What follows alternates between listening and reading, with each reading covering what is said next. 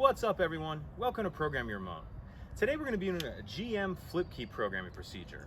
A couple things we need to go over before we get into it. First of all, this procedure is going to be for if you've lost all the keys for your vehicle. When you program in the new one, it's going to erase any you've previously had. If you just need to add a key without erasing any of your old ones, it's a different procedure, but we've actually done that video before, and I'll put a link to that in the description box of this video. First link in the description box below.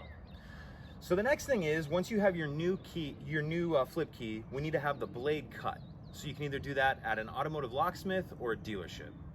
The third thing is, this is going to be a timed procedure. You need to allot yourself about 30 to 35 minutes in order to complete it. So once we have those things, we have our new unprogrammed key with the blade cut, we can go ahead and jump into it. Okay, so now we're ready to get started. We have our new unprogrammed key, and then I have a phone here that I'm going to use to time myself.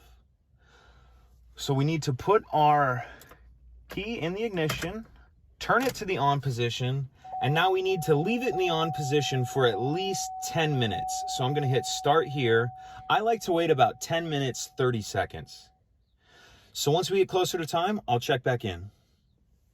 So we're coming up on our first 10-minute mark. 10 minutes and 30 seconds is what we're doing. So as you can see here, we hit our 10 minutes, 30 seconds. So now we're going to take the ignition and turn it to off, turn it back to on, and we're going to reset our timer. We're going to do the same thing. We're going to leave it in the on position for 10 minutes, 30 seconds. So I'll check back in when we get close to time again. So now we're reaching our 10-minute, 30-second mark for the second time.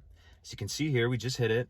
So now we're going to do the same thing again. We're going to turn the ignition to off, turn it back to on, leave in the on position, and we're going to reset our timer for one more 10-minute, 30-second increment. I'll check back in when we get close to time. So now we're coming up on our 10-minute, 30-second mark for the third and final time. We just hit it here. So now what we want to do is take our ignition and turn it to off, turn it back to on, and now we can turn it off and remove it. So now this should be programmed. Let's go ahead and test to start.